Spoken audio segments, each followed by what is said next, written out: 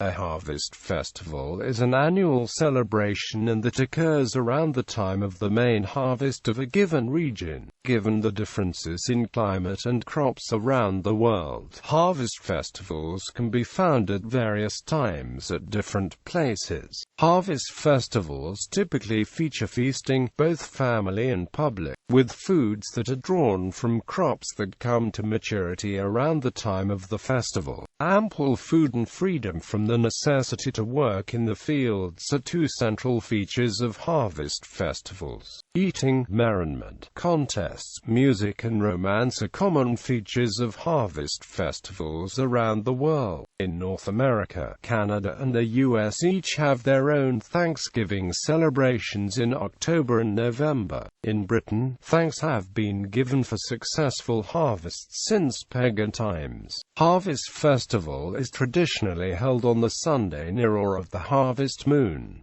This is the full moon that occurs closest to the autumn equinox. The celebrations on this day usually include singing hymns, praying, and decorating churches with baskets of fruit and food in the festival known as Harvest Festival. Harvest Home. Harvest Thanksgiving. A harvest festival of Thanksgiving. In British and English Caribbean churches, chapels and schools, and some Canadian churches, people bring in produce from the garden, the allotment of farm. The food is often distributed among the poor and senior citizens of the local community, or used to raise funds for the church or charity. In the United States, many churches also bring in food from the garden or farm in order to celebrate the harvest. The festival is set for a specific day and has become a national holiday known as Thanksgiving, which falls on the fourth Thursday in November.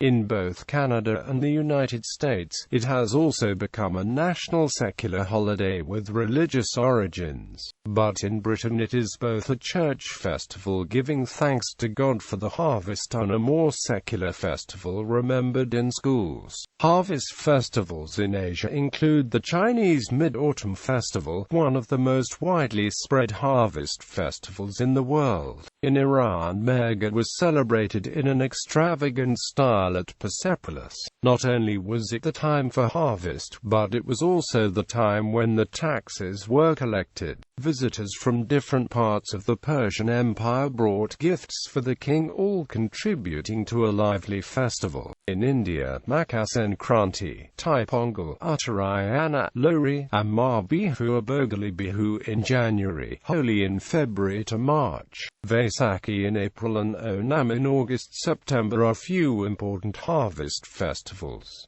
The Harvest Festival in Britain. Harvest is from the Old English word harfest, meaning autumn. It then came to refer to the season for reaping and gathering grain and other grown products. The full moon nearest the autumnal equinox is called the harvest moon. So in ancient traditions, harvest festivals were traditionally held on or near the Sunday of the harvest moon.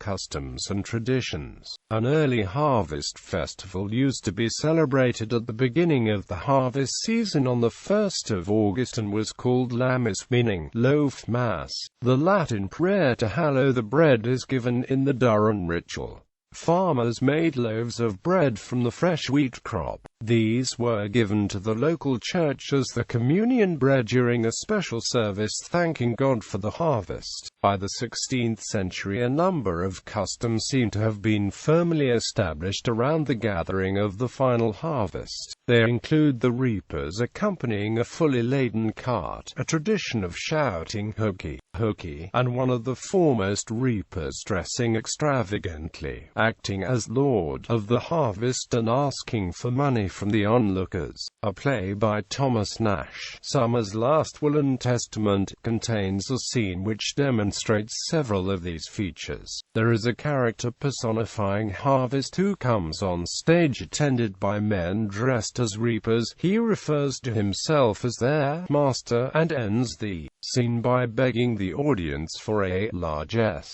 The scene is clearly inspired by contemporary harvest celebrations, and singing and drinking feature largely. The stage instruction reads, "The song which follows may be an actual harvest song, or a creation of the authors intended to represent a typical harvest song of the time." The shout of "Hooky, hooky" appears to be one traditionally associated with the harvest celebration. The last verse is repeated in full after the character Harvest remarks to the audience, "Is your throat clear to help us sing hooky, hooky?" And a stage direction adds, "Here they all sing after him." Also, in 1555 in Archbishop Parker's translation of Psalm chapter 126 occur the lines, "In some parts of England hokey or hawky became the accepted name of the actual festival itself." Another widespread tradition was the distribution of a special cake to the celebrating farm workers. A prose work of 1613 refers to the practice as predating the Reformation. Describing the character of a typical farmer, it says, "Early English settlers took the idea of harvest Thanksgiving to North America. The most famous one is the Harvest Thanksgiving held by the Pilgrims in 1621. Nowadays the festival is held at the end of harvest, which varies in different parts of Britain. Sometimes neighboring churches will set the harvest festival on different Sundays so that people can attend each other's Thanksgivings. Until the 20th century, most farmers celebrated the end of the harvest with a big meal called the Harvest Supper, to which all who had helped in the harvest were invited. It was sometimes known as a Mel Supper, after the last patch of corn or wheat standing in the fields, which was known as the mel or neck. Cutting it signified the end of the work of harvest and the beginning of the feast. There seems to have been a feeling that it was bad luck to be the person to cut the last stand of corn. The farmer and his workers would race against the harvesters on other farms to be first to complete the harvest, shouting to announce they had finished. In some counties, the last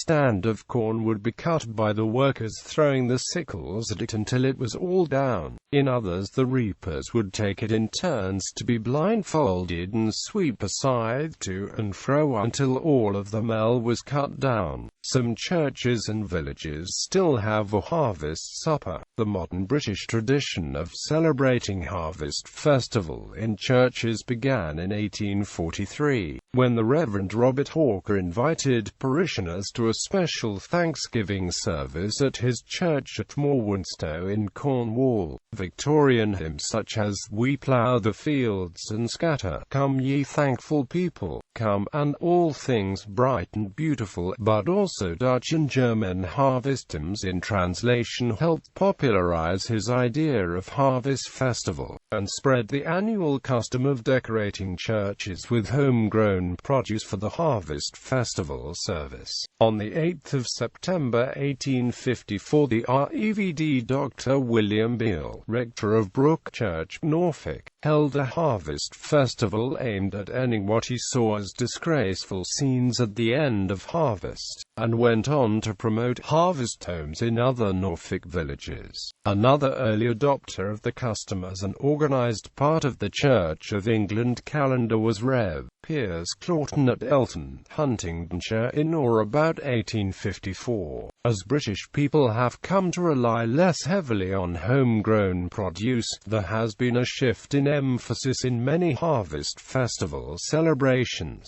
Increasingly, churches have linked harvest with an awareness of concern for people in the developing world for whom growing crops of sufficient quality and quantity remains a struggle. Development and relief organizations often produce resources for use in churches at harvest time which promote their own concerns for those in need. Across the globe, in the early days, there were ceremonies and rituals at the beginning as well as at the end of the harvest. Encyclopedia Britannica traces the origins to the animistic belief in the corn spirit, a corn mother. Quote, In some regions the farmers believed that a spirit resided in the last sheaf of grain to be harvested. To chase out the spirit, they beat the grain to the ground. Elsewhere they wove some blades of the cereal into a corn dolly that they kept safe for luck until seed sowing the following year needs referenced. Then they plowed the ears of grain back into the soil in hopes that this would bless the new crop. Church bells could be heard on each day of the harvest. A corn dolly was made from the last sheaf of corn harvested. The corn dolly often had a place of honor at the banquet table, and was kept until the following spring. In Cornwall, the ceremony of crying the neck was practiced. Today it is still reenacted annually by the Old Cornwall Society. The horse, bringing the last cartload, was decorated with garlands of flowers and colorful ribbons. A magnificent harvest feast was held at the farmer's house and games played to celebrate the end of the harvest. Harvest is celebrated by many people. It is widely looked at in schools, and focused on in a few churches, especially country churches where the people are more closely tied to the land. Urban churches are less likely to celebrate the harvest, since they are not close to the land, and many consider celebrating the harvest a carryover from paganism. Harvest is associated with fruit and vegetables that are gathered yearly to provide food to last people through the winter, for which they give thanks. The Harvest Festival is held to celebrate that the hard work of the harvest is over for another year.